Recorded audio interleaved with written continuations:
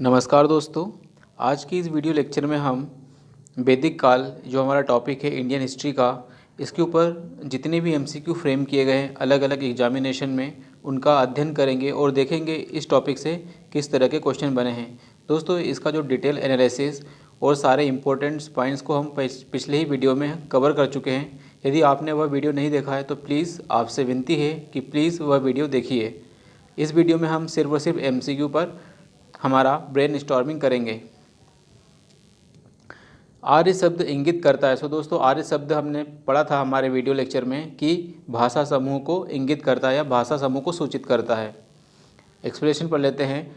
आर्य प्राचीन आर्य जो है प्राचीन भारत और यूरोपीय इंडो यूरोपियन और प्राचीन ईरानी भाषा बोलने वाले लोगों के लिए प्रयुक्त शब्द है। तो आर्य क्या है दोस्तों?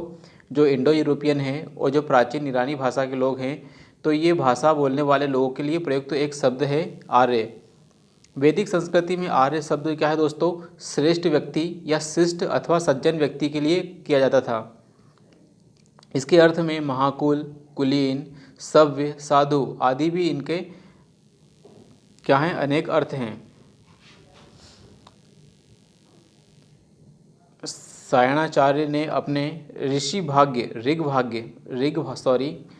भाष्य, तो जो सायणाचार्य थे उन्होंने अपने ऋग भाष्य में आर्य का अर्थ विज्ञ, यज्ञ का अनुष्ठाता,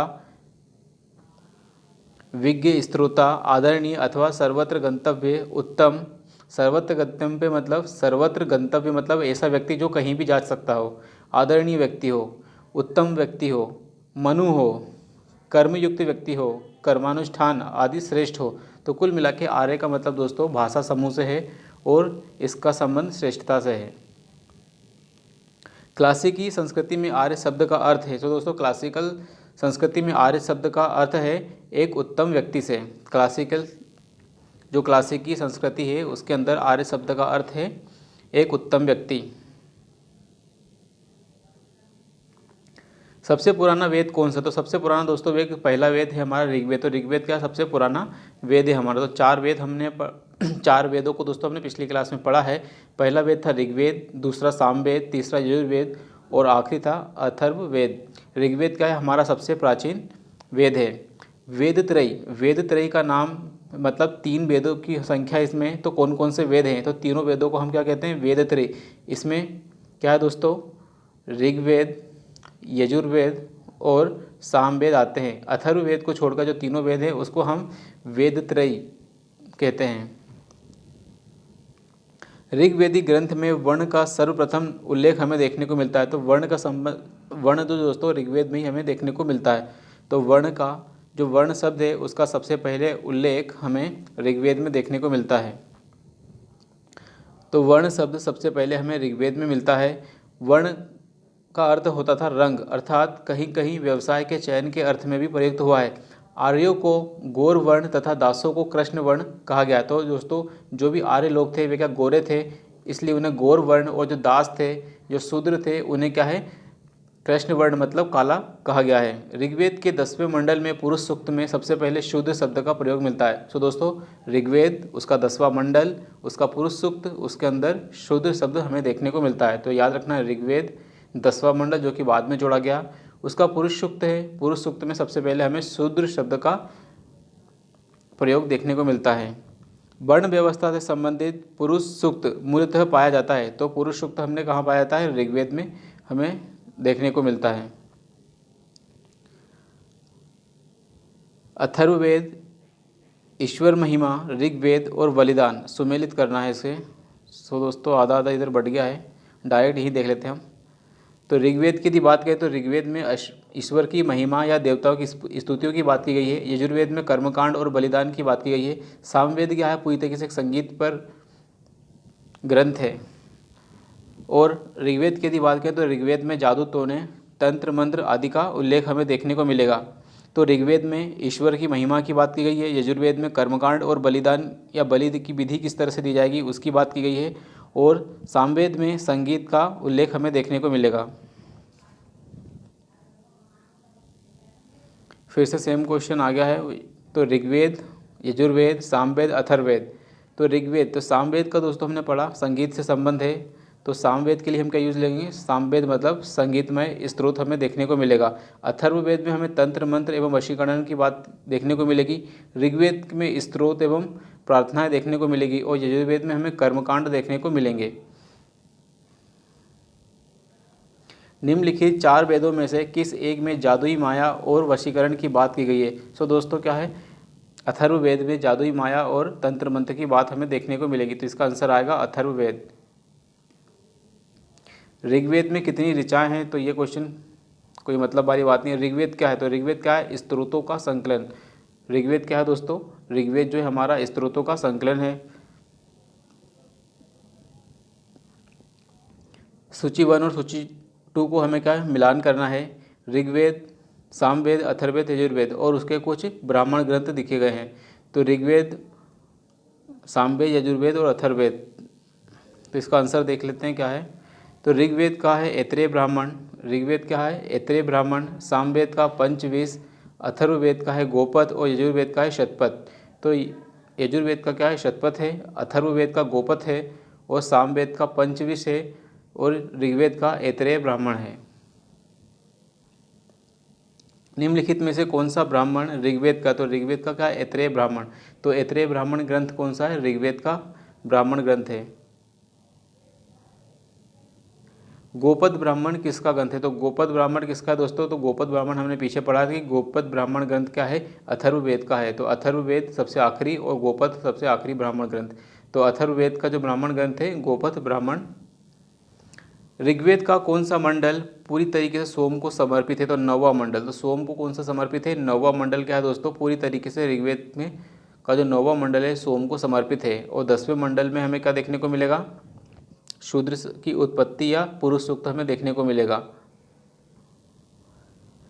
ऋग्वेद संहिता का 9वां मंडल किसको समर्पित है, तो ऋग्वेद का 9वां मंडल क्या है दोस्तों, सोम और इसके पेय नाम, एक पेय पदार्थ है उसके देवता को समर्पित है।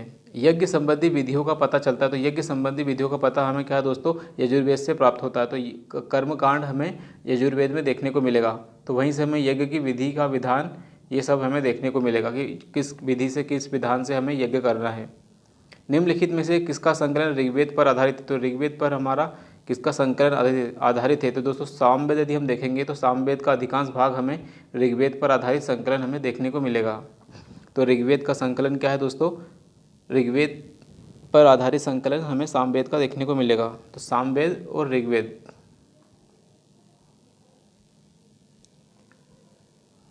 भारत के किस स्थल की खुदाई में लौह धातु के प्रचलन के प्राचीनतम प्रमाण मिले हैं, तो ये 4 ऑप्शन में से अतरंजी खेड़ा की यदि हम बात करें तो अतरंजी खेड़ा क्या है दोस्तों, इन चारों में सबसे अधिक प्राचीन प्रमाण मिले हैं अतरंजी खेड़ा से। अहिछत्र, अतरंजी खेड़ा, आलमगीरपुर, मथुरा, रोपड़, श्रावस्ती, काम्यपिल्ली, इन स्थानों से क्या है हमें लोह युगीन संस्कृतियों के अवशेष मिले हैं। मतलब इन सभी जितने भी स्थल हमने अभी पढ़े हैं इन सभी से हमें क्या है लोहकालीन लोह युगीन क्या है संस्कृतियों के अवशेष हमें देखने को मिलते हैं।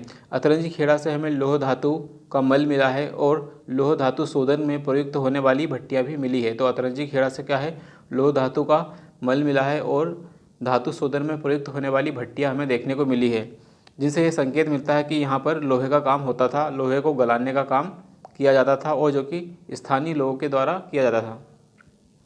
उपनिषद पुस्तकें हैं, तो उपनिषद पुस्तकें क्या है दर्शन पर आधारित पुस्तकें हैं। तो उपनिषद की जो पुस्तकें हैं हमारी वे क्या है पूरी तरीके से फिलोसॉफिकल दर्शन पर आधारित हैं, इन्हें हम वेदांत भी कहते हैं। उपनिषदों का मुख्य विषय क्या है, तो दोस्तों उपनिषदों का मुख्य विषय है दर्शन। निम्नलिखित में से किस एक वैदिक साहित्य में मोक्ष की चर्चा हमें मिलेगी, तो मोक्ष की चर्चा हमें दोस्तों उपनिषदों में मिलेगी। तो उपनिषदों में क्या है दोस्तों हमें मोक्ष की चर्चा देखने को मिलेगी। वेदों में मोक्ष शब्द प्रयुक्त नहीं किया गया है, लेकिन उपनिषदों में सबसे पहली बार मोक्ष शब्द की चर्चा हमें देखने को मिलती है और श्वेताश्वर उपनिषद में पहली बार आया था। श्वेताश्वर इस उपनिषद याद रखना हमें, श्वेताश्वर उपनिषद, श्वेत प्लस ईश्वर, श्वेताश्वर उपनिषद, इसके अंदर हमें मोक्ष की संकल्पना देखने को मिलेगी।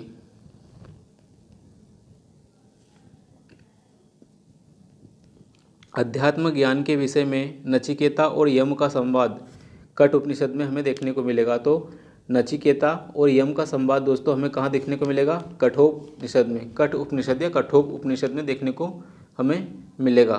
तो नचिकेता और यम का संवाद कठ उपनिषद में हमें देखने को मिलेगा। कठोपनिषद में यम और नचिकेता का संवाद उल्लिखित है। इसमें आचार्य यम ने नचिकेता को उपदेश दिया, न इस आत्मा का कभी जन्म होता है और न इसकी कभी मृत्यु होती है। यह अजन्मा है, नित्य है तथा शाश्वत है। कठोपनिषद कृष्ण यजुर्वेद का उपनिषद है। तो दोस्तों क्या है, जो कठ उपनिषद है, यजुर्वेद के भी दो भाग हैं, एक का कृष्ण यजुर्वेद और शुक्ल यजुर्वेद। तो कठ उपनिषद क्या है दोस्तों? कृष्ण यजुर्वेद का उपनिषद है। नचिकेता आख्यान कहाँ था? तो नचिकेता का जो प्रसंग है हमें कठ उपनिषद में देखने को मिलेगा। उपनिषद काल के राजा अश्वपति शासक थे। तो अश्वपति किसके शासक थे? कैकेयी के शासक थे। निम्नलिखित में से वैदिक साहित्य का सही क्रम कौन सा है? तो सही क्रम दोस्तों क्या है? सबसे पहले वेद और या वैदिक संहिताएं आएंगी, उसके बाद ब्राह्मण ग्रंथ आएंगे, उसके बाद अरण्यक आएगा, उसके बाद उपनिषद। उपनिषद को वेदांत भी कहते हैं और सबसे आखिरी में उपनिषद आएंगे। तो ये दो तो बेसिक कट जाते हैं। यहाँ पर उपनिषद आखिरी में था, लेकिन क्या है, अरण्यक पहले नहीं आएगा, पहले ब्राह्मण आएंगे। तो पहले वेद आएंगे, वैदिक संहिताएं आएंगी, फिर ब्राह्मण ग्रंथ आएंगे, फिर अरण्यक आएंगे और फिर लास्ट में उपनिषद आएंगे। प्रारंभिक वैदिक साहित्य में सर्वाधिक वर्णित नदी का नाम है। तो सर्वाधिक जो सबसे वर्णित नदी है उसका नाम क्या है दोस्तों? सिंधु नदी है। सिंधु नदी का सबसे अधिक वर्णन हमें देखने को मिलेगा। तो सिंधु नदी का ऋग्वैदिक काल में सर्वाधिक महत्व था। इसी कारण इसका जो उल्लेख है ऋग्वेद में सर्वाधिक बार हुआ है। सिंधु नदी को उसके आर्थिक महत्व के कारण हिरण्यनी कहते थे। वैदिक नदी अस्किनी की पहचान किससे की गई है? तो दोस्तों वैदिक नदी जो अस्किनी है उसकी जो पहचान है चेनाब नदी से की गई है। तो अस्किनी नदी जो है उसकी पहचान हमने चेनाब नदी से की है। ऋग्वेद में निम्नांकित किन नदियों का उल्लेख अफगानिस्तान के साथ आर्यों के संबंध का सूचक दिखाता है? सो दोस्तों कुभा और कुर्मू, कुभा या कुरमा या कुर्मू ये जो दो नदियाँ थी, इन नदियों का जो संबंध है हमारा अफगानिस्तान के साथ हमारा रिलेशन दर्शाता था। तो कुबा मतलब काबुल नदी, कुर्मू मतलब कुर्रम नदी, गोमती मतलब गोमल नदी, सुवास्तु मतलब स्वात नदियाँ, ये सब अफगानिस्तान में बहती थी। तो कुबा मतलब काबुल, कुर्मू मतलब कुर्रम नदी, गोमल मतलब गोमती नदी और सुवास्तु मतलब स्वात नदी, ये सभी की सभी नदियाँ क्या है दोस्तों? अफगानिस्तान में बहती थी। वैदिक नदी कुबा का स्थान कहाँ पर है? तो अफगानिस्तान, अभी हम पढ़ चुके हैं। सूची 1 को सूची 2 से मिलाना है। तो कुबा नदी क्या है? हमने पढ़ा काबुल उसका पुराना नाम था। परुष्णी नदी को रावी नदी भी कहते थे। शतुद्री नदी को हम जो सदा नीरा नदी है उसको हम क्या गंडक भी कहते हैं, और शतुद्री नदी को हम सतलज कहते हैं। राइट। तो कुबा नदी मतलब काबुल नदी, परुष्णी नदी मतलब रावी नदी, सदा नीरा मतलब गंडक और शतुद्री नदी मतलब सतलज। फिर से एक बार रिवाइज कर लेते हैं हम। कुबा नदी मतलब काबुल नदी, परुष्णी नदी मतलब रावी नदी, सदा नीरा नदी मतलब गंडक नदी, शतुद्री मतलब सतलज नदी और अस्किनी मतलब चेनाब। निम्नलिखित में से कौन सी प्रथा चतुष्टय वेदोत्तर काल में प्रचलित हुई? तो कौन सी जो प्रथा है वेद के उत्तर मतलब वेदोत्तर काल में हुई? धर्म अर्थ काम मोक्ष ये भी है। और सी क्या है मेरा? ब्रह्मचर्य, गृहस्थ और वानप्रस्थ और संन्यास। तो ये दोनों ही दोस्तों वेदोत्तर काल में प्रचलित हुई।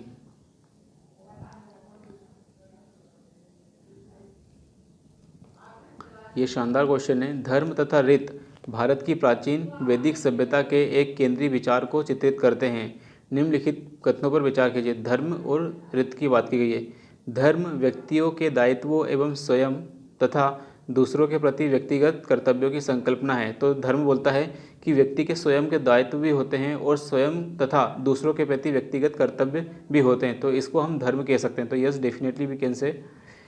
ऋत क्या होता है? मूलतः नैतिक विधान था। तो दोस्तों हमने ऋत के देवता का नाम पढ़ा था, उससे हमने ऋतस्य गोप नाम देखा था जो कि नैतिक नियमों के देवता थे। तो ऋतस्य गोप के बारे में हमने पढ़ा है। अब ऋत क्या है? मूल रूप से क्या है? नैतिक विधान था। यस, ये तो बिल्कुल सही है।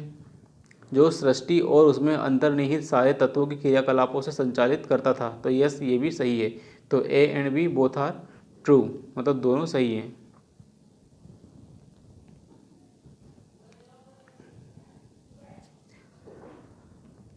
वरुण देवता को वैदिक सभ्यता में नैतिक व्यवस्था का प्रधान माना जाता है, इसलिए इन्हें ऋतस्य गोपा भी कहा गया है।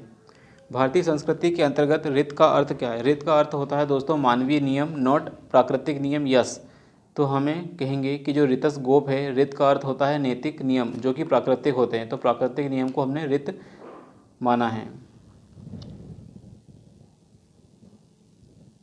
वैदिक कार्यों में किसे उनका पुरोहित माना जाता था? तो वैदिक देवताओं में किसे उनका पुरोहित माना जाता था? तो बृहस्पति को पुरोहित माना जाता है। निम्नलिखित में से कौन सी वह ब्रह्मवादिनी थी जिसने कुछ मंत्रों का भी रचना की? तो लोपामुद्रा। लोपामुद्रा दोस्तों ऐसी ब्रह्मवादिनी थी, ब्रह्मवादिनी मतलब ऐसी विद्वान महिला थी जिसने कुछ वेद मंत्रों की रचना की थी। आंसर है लोपामुद्रा। वैदिक साहित्य में कई ऐसी विदुषी स्त्रियों का उल्लेख हमें देखने को मिलता है जिन्होंने वेद मंत्रों की रचना की थी, जैसे अपाला, घोषा, विश्वाश्वरा, लोपामुद्रा। लोपामुद्रा अगस्त्य ऋषि की पत्नी थी। तो लोपामुद्रा क्या है दोस्तों? अगस्त्य ऋषि की पत्नी थी। वैदिक काल में निष्क शब्द का प्रयोग आभूषण के लिए होता था, परंतु परवर्ती काल में उसका प्रयोग किस अर्थ में हुआ? तो सिक्के के रूप में हुआ। तो बाद में क्या है दोस्तों, निष्क का उपयोग क्या है? एक सिक्के के रूप में हुआ। ऋग्वैदिक काल में निष्क किस रंग का आभूषण था? तो दोस्तों क्या है? गले का आभूषण था। तो निष्क क्या है? उस समय गले का आभूषण था। तो ऋग्वैदिक काल में निष्क गले में पहने जाने वाला एक प्रकार का कंठहार या हार था। साथ ही निष्क वैदिक काल में विनिमय का एक माध्यम भी बना। प्राचीन भारत में निशाका जाने जाते थे। तो निशाका किस चीज़ के लिए जाने जाते थे? तो निशाका मतलब आभूषण, स्वर्ण के जो आभूषण थे उसे हम निशाका के रूप में जाने जाते थे। बौद्ध जातक कथाओं में 3 प्रकार के स्वर्ण सिक्कों का हमें जिक्र मिलता है, निशाका या निष्क। निशाका या निष्क क्या है दोस्तों? दूसरे क्रम के सुवर्ण, और तीसरे में हमें मशका या मस्क हमें देखने को मिलता है। मूल्य की दृष्टि से निशाका उच्च मूल्य वाली मुद्रा थी। बोगजगई क्यों महत्वपूर्ण है? क्योंकि दोस्तों यहाँ से हमें हमारे जो देवी देवता हैं उनके नाम, समरूप नाम देखने को मिले हैं।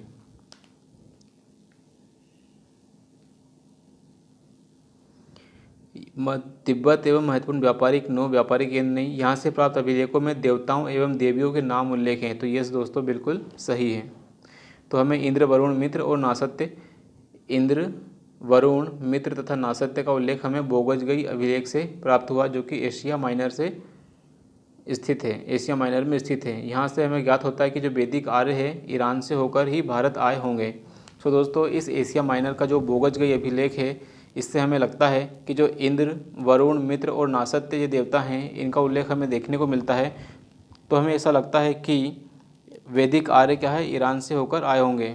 निम्नलिखित में से कौन सा ईरान से भारत में आर्यों के आने की सूचना देता है? तो बोगजगई अभिलेख हमने पीछे पढ़ा कि बोगजगई अभिलेख क्या है, हमें ईरान से आने की सूचना देता है आर्यों के। 14वीं शताब्दी ईसा पूर्व का एक अभिलेख जिसमें वैदिक आर्यों का वर्णन है, कहाँ है? तो आंसर है बोगजगई अभिलेख।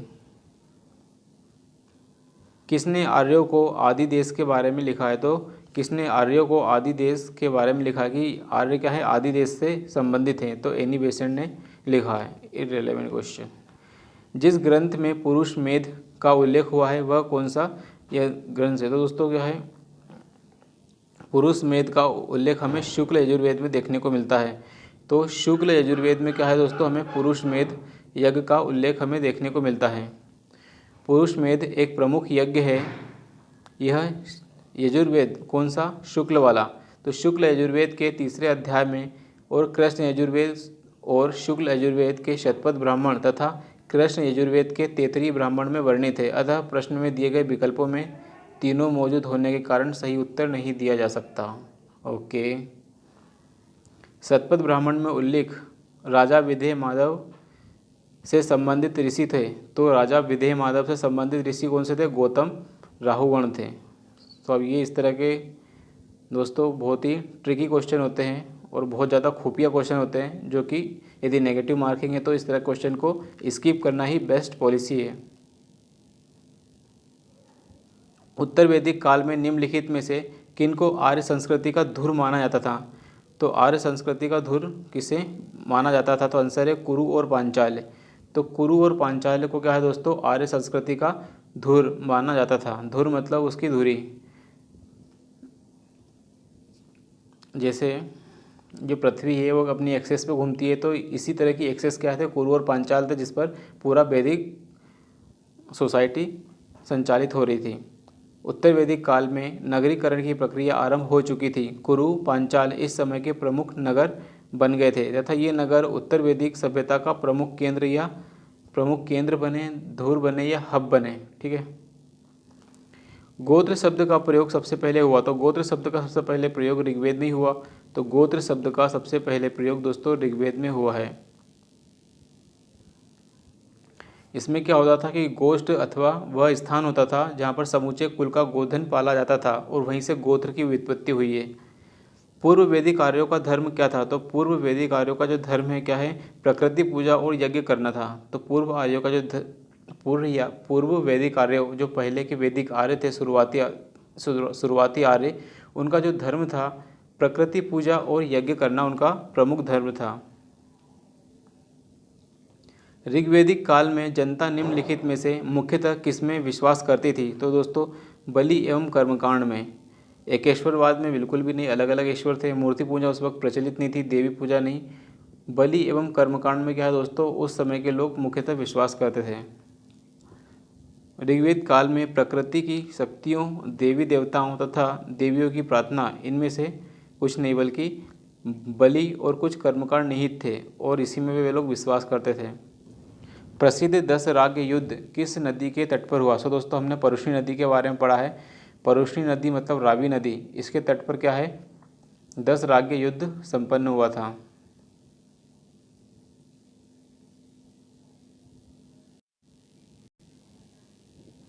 अगला क्वेश्चन दोस्तों, 10 राजाओं का युद्ध किस नदी के किनारे लड़ा गया? तो 10 राजाओं का युद्ध जो दोस्तों परुष्णी नदी, रावी नदी के किनारे लड़ा गया। किस नदी को ऋग्वेद में माते तमा, देवी तमा और नदी तमा कहा गया? सो दोस्तों किसे? सरस्वती नदी को कहा गया। तो सरस्वती के अनेक नाम थे, जैसे माते तमा, देवी तमा और नदी तमा।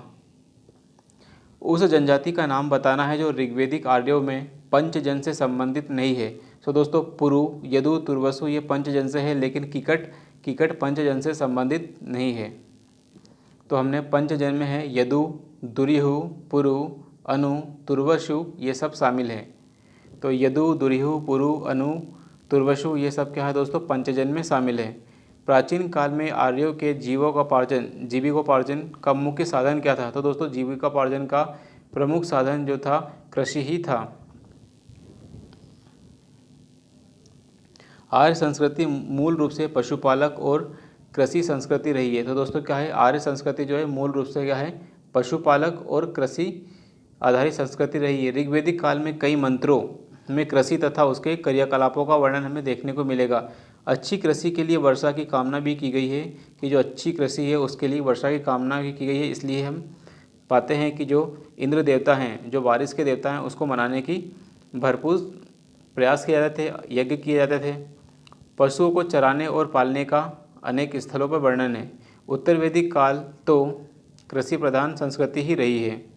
तो उत्तर वैदिक काल क्या है? कृषि प्रधान संस्कृति का काल था।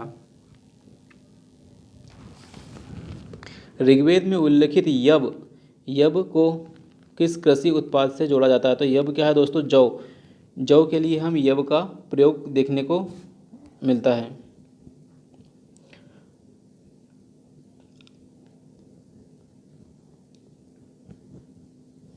ब्रीही चावल के लिए, मृदक मूंग के लिए, यव जौ के लिए और इच्छू गन्ना के लिए। सो दोस्तों हो सकता है किसी MCQ एग्ज़ाम में आ जाए कि ब्रीही चावल के लिए, मृदु मूंग के लिए, यव जौ के लिए, इच्छू गन्ने के लिए प्रयोग किया जाता है। ऋग्वेद में पणी किस वर्ग के नागरिक थे? तो पणी क्या, व्यापारी लोग थे। तो पणी क्या है दोस्तों, एक प्रकार से व्यापारी वर्ग के नागरिक थे पणी लोग। व्यापार वाणिज्य में क्या है, पणी लोग करते थे। ऋग्वेद में पणी का शब्द कई स्थानों पर हुआ है। उसका उपयोग पणी क्या है, ऋण देने का काम भी करते थे और ब्याज बहुत अधिक लेते थे। उन्हें बोकनाट या सूदखोर भी कहा जाता था। वैदिक युग में प्रचलित लोकप्रिय शासन प्रणाली थी। तो कौन सी लोकप्रिय शासन प्रणाली थी? वंश परंपरा, राजतंत्र। तो वंश परंपरा के आधार पर राजतंत्र करना है, मतलब एक वंश है उसका एक क्षेत्र राज होगा, इसी परंपरा को बनाए रखा गया था। तो वंश परंपरा के आधार पर राजतंत्र, यही उस वक्त की शासन प्रणाली थी।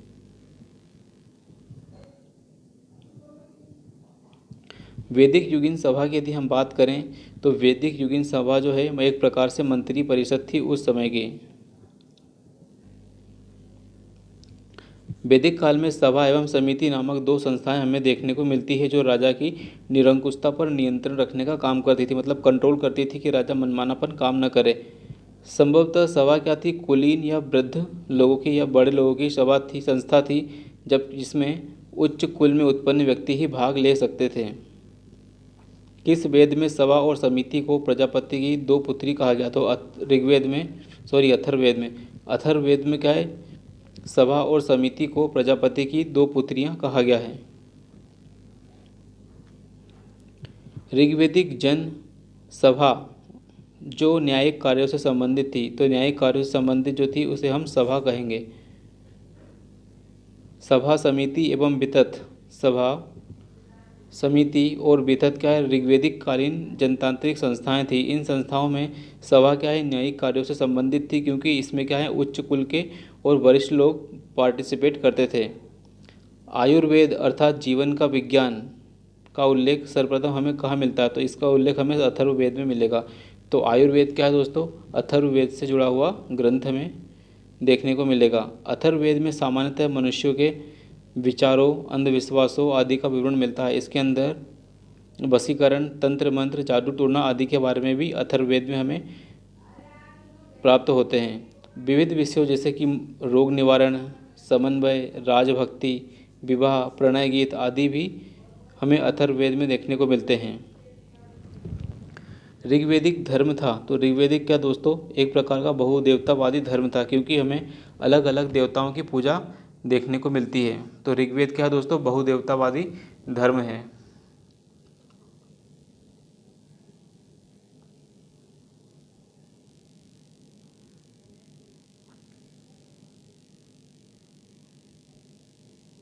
सर्वाधिक ऋग्वेदिक सूक्त समर्पित हैं। तो सबसे अधिक ऋग्वेदिक सूक्त क्या है दोस्तों, सबसे अधिक से अधिक सूक्त जो है वो इंद्र को समर्पित है, उसके बाद अग्नि को समर्पित हैं।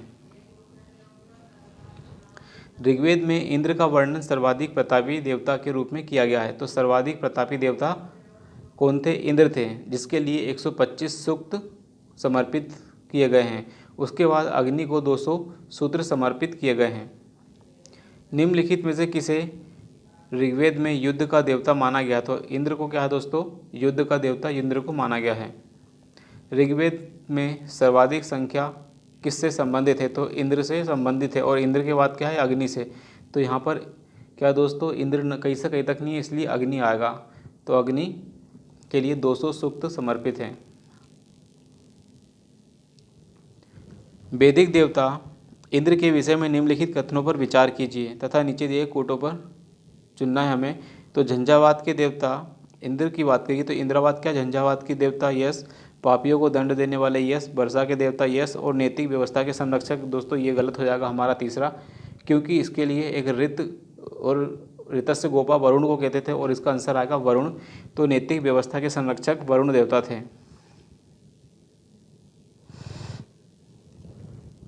इसका आंसर है डी, 1 और 4। तो 1 और 4 सही है। तो इंद्र के बारे में पढ़ लेते हैं। इंद्र का वर्णन सर्वाधिक प्रतापी देवता के रूप में किया जाता है। तो इंद्र का जो वर्णन क्या है दोस्तों, सर्वाधिक प्रतापी देवता के रूप में किया जाता है, जिसके लिए हमें 250 सूक्त समर्पित देखने को मिलते हैं। ऋग्वेद काल में सर्वाधिक लोकप्रिय देवता इंद्र थे। इंद्र को आर्यों का युद्ध का नेता, वर्षा का नेता, आंधी तूफान का देवता आदि माना जाता था। तो जो इंद्र हैं दोस्तों, उसे हम युद्ध का नेता, वर्षा कराने वाला देवता, आंधी तूफान का देवता आदि मानते हैं। इंद्र को व्रतसुरहंता मतलब व्रतसुर नामक राक्षस का वध करने वाला व्रतसुरहंता, पुरभिद मतलब कीलों को भेदने वाला, कीलों को तोड़ने वाला।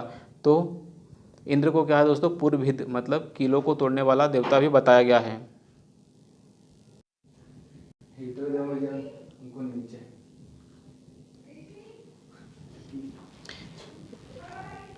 इंद्र को वत्सहुता पूर्विद भी कहा गया है। गेट बंद कर दे यार। निम्नलिखित में से कौन पूर्व वैदिक आर्यों का सर्वाधिक लोकप्रिय देवता था? तो दोस्तों सबसे ज़्यादा क्या है, लोकप्रिय देवता इंद्र थे, क्योंकि इंद्र जो थे वर्षा के देवता थे, किलों को तोड़ने वाले थे, दुश्मनों के संहारक थे। इसलिए सबसे अधिक जो लोकप्रिय देवता थे कौन से थे? इंद्र सबसे ज़्यादा लोकप्रिय देवता थे। वैदिक देव मंडल में निम्नलिखित में से कौन से देवता युद्ध का देवता माना जाता है? तो दोस्तों युद्ध के जो देवता थे उस समय युद्ध के देवता इंद्र को माने जाते थे। तो इंद्र क्या है, युद्ध के देवता थे। ऋग्वेदिक कार्यों में सबसे महत्वपूर्ण एवं प्रतापी देवता की यदि हम बात करेंगे तो वे इंद्र थे। ऋग्वेद में विभिन्न नामों से पुकारा गया। इन्हें पुरंदर कहा गया है। पुरंदर मतलब कीले तोड़ने वाला व्यक्ति, कीले तोड़ने वाला देवता। साथ ही इंद्र को वृत्तासुर मतलब वृत्तासुर हंता मतलब वृत्तासुर नामक राक्षस को वध करने वाला। पुराविद मतलब दुर्ग या किलों को भेदने वाला। सोमपा मतलब सोम का अत्यधिक पान करने वाला, मतलब ऐसा देवता जो हमेशा नशे में रहता था। सोम मतलब एक मादक पदार्थ या मादक पेय पदार्थ था। सत्कृति मतलब 100 शक्तियों का स्वामी। मधवान मतलब दानी।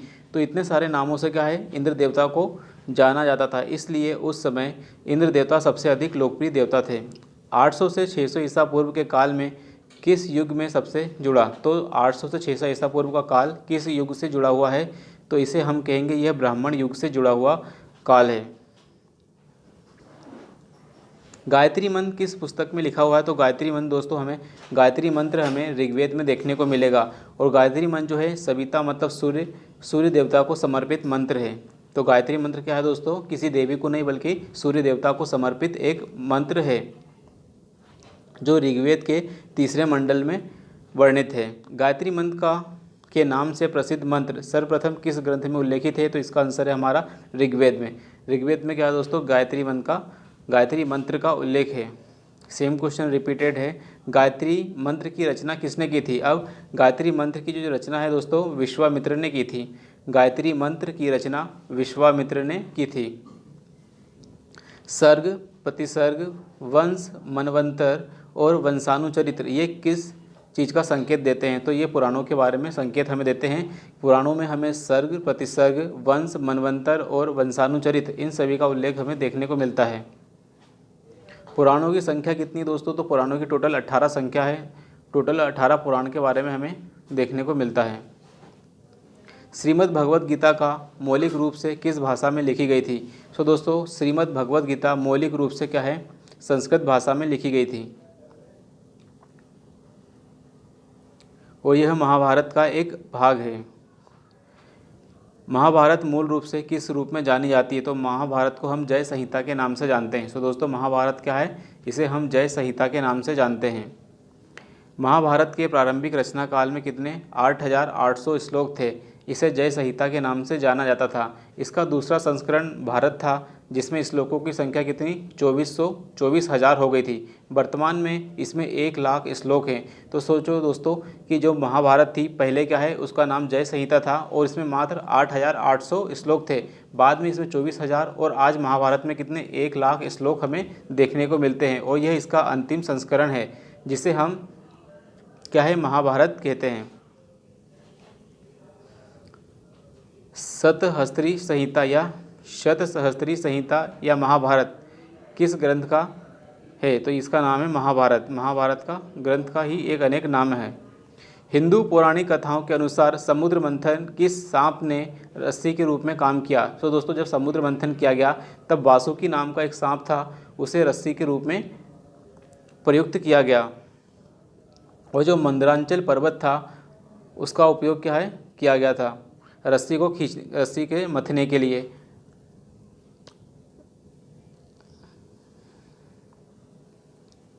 किस काल में अछूत की अवधारणा स्पष्ट रूप से उद्भूत हुई? सो दोस्तों, धर्मशास्त्र का जो काल था उस समय जो अछूत की अवधारणा है स्पष्ट रूप से उद्धृत हुई। तो जो धर्मशास्त्र का काल है, धर्मशास्त्र का जो समय है, पुराणों के बाद जब वेदांत के बाद जो काल शुरू हुआ धर्मशास्त्र का काल, उस धर्मशास्त्र के काल में ब्राह्मण, क्षत्रिय, वैश्य और शूद्र की संकल्पना और ज़्यादा परिपक्व हुई। अनेक जातियों जैसे कि आंबट जाति, उग्र, निषाद, मागध, बेदहक, रथकार इत्यादि जातियों का आविर्भाव हुआ और अनुलोम और प्रतिलोम विवाह के फलस्वरूप होता चले गया। पाणिनि ने इन दो प्रकार के शूद्रों को उल्लेख किया है, निर्वासित और अनिर्वासित। तो पाणिनि ने कहा कि कुछ शूद्र ऐसे होंगे जो निर्वासित होंगे, जो गांव से, कस्बों से, लोगों से बहुत दूर रहेंगे, और कुछ शूद्र ऐसे होंगे जो अनिवासित होंगे, मतलब वे आसपास रह सकते हैं आर्यों के नज़दीक। इनमें पहले प्रकार के जो थे, जैसे निर्वासित, तो जो निर्वासित लोग ही क्या है, शूद्र कहलाए, अस्पृश्य मतलब अछूत माने गए। तो जो निर्वासित लोग थे उन्हें ही हमने अस्पृश्य या अछूत शूद्र की श्रेणी में रखा। सत्यमेव जयते किस उपनिषद से लिखा गया है? तो सत्यमेव जयते है मुंडकोपनिषद से लिया गया है। मुंडकोपनिषद से हमने सत्यमेव जयते को लिया है। तो सत्यमेव जयते शब्द हमने मुंडकोपनिषद से हमने लिया है। सत्य की ही विजय होती है, इसका है, और यह भारत का राज्य चिन्ह भी है। तो भारत के जो राज्य चिन्ह के ऊपर अंकित है हमारा सत्यमेव जयते। सत्यमेव जयते कहाँ से लिया गया है? मुंडक उपनिषद से क्या है दोस्तों, हमने सत्यमेव जयते को लिया है। भारतीय प्रतीक पर सेम क्वेश्चन रिपीटेड है, मुंडक उपनिषद। तमसो माँ ज्योतिर्गमय, तो तमसो माँ ज्योतिर्गमय ये हमने कहाँ से? उपनिषदों से लिया गया है। तमसो माँ ज्योतिर्गमय क्या है? हमने उपनिषदों से लिया है। तमसो माँ ज्योतिर्गमय यह बृहदारण्यक से लिया गया है, जिसका अर्थ होता है अंधकार से प्रकाश की ओर। तमसो माँ ज्योतिर्गमय, अंधकार से प्रकाश की ओर, यह हमने बृहदारण्यक उपनिषद से लिया गया है। किस उपनिषद का शाब्दिक अर्थ सफ़ेद घोड़ा है? तो दोस्तों, किस उपनिषद का जो शाब्दिक अर्थ सफ़ेद घोड़ा है, तो हम बात कर रहे हैं किसकी? इनमें से कोई नहीं, क्योंकि श्वेताश्वर उपनिषद की हम बात करेंगे। तो श्वेताश्वर उपनिषद जो है उसका तात्पर्य सफ़ेद घोड़े से है। तो सफ़ेद घोड़े के द्वारा ढोया गया बताया गया है श्वेताश्वर उपनिषद।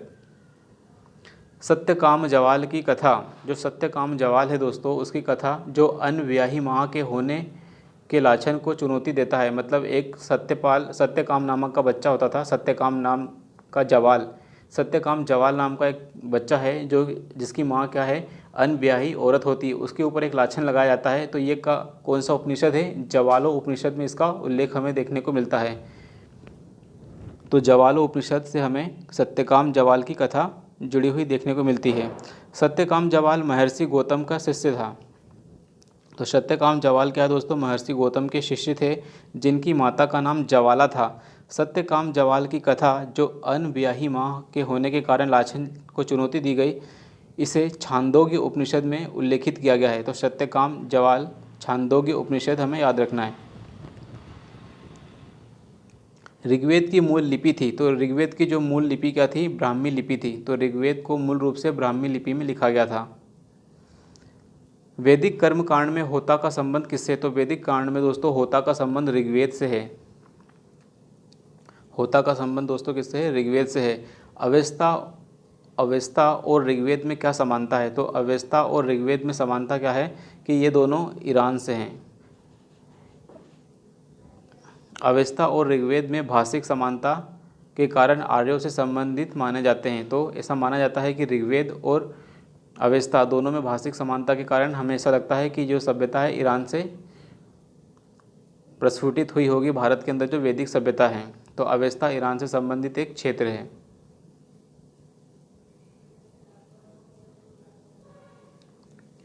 वैदिक काल में किस जानवर को अघन्य माना गया है? तो अघन्य मतलब जिसकी हत्या नहीं की जा सकती। तो वैदिक काल में जो गाय है, गाय को अघन्य माना गया है कि गाय क्या है? उसे हमने न मारे जाने योग्य, मतलब ऐसा पशु जिसकी हत्या नहीं की जानी चाहिए। तो वैदिक काल में गाय को अघन्य माना गया है। और यदि कोई व्यक्ति गाय को मार देता है या उसे घायल कर देता है तो उसे या तो मृत्युदंड दिया जा सकता था या देश निकाला की व्यवस्था वेदों में की गई थी। अघन्या किसके लिए? गाय के लिए प्रयोग किया जाता था। ऋग्वेद में कई परिच्छेदों में अघन्य शब्द का प्रयोग, तो अघन्य किसके लिए? गाय के लिए प्रयुक्त शब्द किया गया है। ऋग्वेदिक काल के जो आर्य थे और सिंधु घाटी के लोग, इनकी संस्कृति के बीच में कुछ अंतर हैं, इनमें से कौन सा सही है बताना है। तो ऋग्वेद काल के जो आर्य थे कवच और सिर स्त्राण मतलब हेलमेट का उपयोग करते थे, जबकि सिंधु घाटी सभ्यता के लोगों में इनके उपयोग में कोई साक्ष्य नहीं मिलता। तो यस दोस्तों, हिंदू घाटी वैदिक काल के जो लोग हैं वे आर्य थे, वे लड़ाकू जाति थे, वे घोड़े पालते थे, उनके रथ होते थे, तो इन सब का हमें जिक्र देखने को मिलता था। लेकिन जो सिंधु घाटी सभ्यता है, सिंधु घाटी सभ्यता में रथ, हेलमेट जो सिर के ऊपर पहनते हैं उसका किसी भी प्रकार का जिक्र हमें नहीं देखने को मिलता। तो yes, it is very correct. ऋग्वेदिक काल के आर्यों को स्वर्ण, चांदी, तांबे का ज्ञान था। तो ऋग्वेद के काल के लोगों को सोने का, चांदी का, तांबे का ज्ञान था, जबकि सिंधु घाटी के लोगों को केवल तांबे और लोहे का ज्ञान था। तो दोस्तों हम पीछे पड़ चुके हैं कि जो सिंधु घाटी सभ्यता है उनको क्या है, लोहे का ज्ञान बिल्कुल भी नहीं था। तो दूसरा ऑप्शन हमारा क्या है, रॉन्ग हो जाएगा। आगे बढ़ते हैं। ऋग्वेद काल में आर्यों ने घोड़े को पालतू बना लिया था। तो यस दोस्तों, ये बात सही है कि जो ऋग्वेद में आर्यों ने घोड़ों को पालतू बना लिया था, जबकि इस बात का कोई साक्ष्य नहीं है कि सिंधु घाटी के लोग इस पशु को जानते भी थे। तो यस दोस्तों, ये बात भी सही है। तो पहला और तीसरा इसका करेक्ट आंसर है। हालांकि हमें कुछ कुछ जगह पर लोहे के जो अस्थियों के साक्ष्य मिले हैं, लेकिन पालतू बनाने का साक्ष्य हमें कहीं से कहीं तक नहीं मिलता है। तो इसका आंसर वैसे ए दिया है कि सिर्फ और सिर्फ ए है, लेकिन जो यूपीएससी की ऑफिशियल आंसर की है उसके अंदर दोस्तों 1 और 3 देखने को मिलेगा।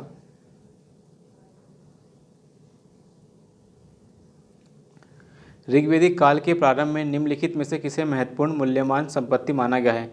तो ऋग्वेदिक काल के प्रारंभ में निम्नलिखित में से किसे महत्वपूर्ण मूल्यवान संपत्ति माना गया है? तो गाय को क्या है दोस्तों, मूल्यवान संपत्ति माना गया है। सही जोड़ी मैच करना है दोस्तों। सिंधु घाटी सभ्यता क्या थी? एक प्रकार की नगरीय सभ्यता थी। ऋग्वेदिक काल समाज क्या था? एक प्रकार का कृषक समाज था। और उत्तर वैदिक समाज क्या है? लेकिन मध्यकाल जमींदारी वाला समाज है। तो सिंधु घाटी सभ्यता क्या है? एक प्रकार से नगरीय सभ्यता थी। उत्तर वैदिक काल कृषक समाज था। ऋग्वेदिक काल चरवाहे थे, केवल पशुपालन करते थे। और मध्यकाल की यदि बात करें तो जमींदारी से संबंधित मध्यकाल था। प्राचीन भारतीय समाज के प्रसंग में निम्नलिखित शब्दों पर विचार करना है। कौन सा 3 वर्ग का नहीं है? इसमें पूछा गया कौन सा शब्द शेष 3 वर्ग का नहीं है। तो इसमें कुल, वंश, गोत्र और कोश। तो कोश क्या है दोस्तों? डिफरेंट शब्द है। कुल, वंश और गोत्र ये तीनों क्या है? परिवार से संबंधित है। लेकिन कोश क्या है? धन से संबंधित है। कोशागार से संबंधित है। संस्कारों की कितनी है? तो टोटल कितने संस्कारों की व्याख्या की गई है?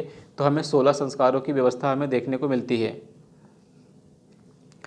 संस्कार का शाब्दिक अर्थ है परिष्कार, शुद्धता या पवित्रता। तो एक मनुष्य को पवित्र जीवन बनाए रखने के लिए 16 संस्कारों का पालन करने की बात हमें देखने को मिलेगी। गौतम धर्मसूत्र में, जो गौतम का धर्मसूत्र है, इसके अंदर 40 संस्कारों का वर्णन मिलता है। लेकिन मनु ने गर्भाधान से लेकर मृत्यु पर्यंत तक 13 संस्कारों का उल्लेख किया है। बाद में अनेक स्मृतियों में हमें 16 संस्कारों को स्वीकार किया गया है। तो आज 16 संस्कार ही प्रचलित हैं। जीविका उपार्जन हेतु वेद वेदांग पढ़ाने वाला अध्यापक कहलाता है उपाध्याय। तो दोस्तों, जो व्यक्ति अपना जीवन जीने के लिए वेद का अध्ययन कराता है, वेद पढ़ाता है, उसको हम उपाध्याय कहते हैं। और ये क्या होता है? आचार्य गुरुकुल की स्थापना करके अपने शिष्यों को पढ़ाता था और किसी भी प्रकार की फीस नहीं लेता था, लेकिन उसके शिष्य के द्वारा दी गई दक्षिणा को ही स्वीकार करता था। इसे हम कहते हैं उपाध्याय।